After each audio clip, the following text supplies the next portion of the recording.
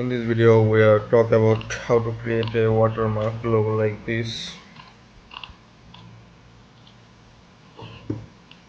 To create this type of watermark in Word file, you need to go page layout, then click watermark.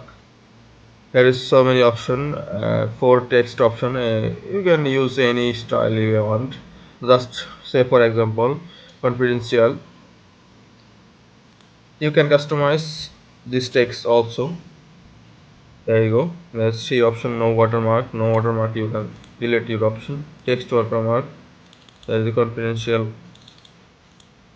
You can change this text.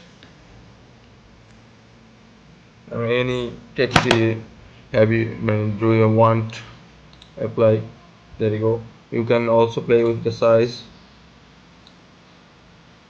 Then we are now talk about this picture watermark. Select picture watermark.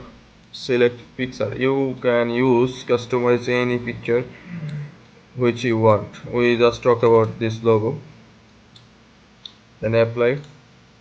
There you go. You see the logo already placement as a watermark. You can play with size also. 500%. Apply is more bigger. This is not necessary. We stay with 100%. Apply. There you go. It's that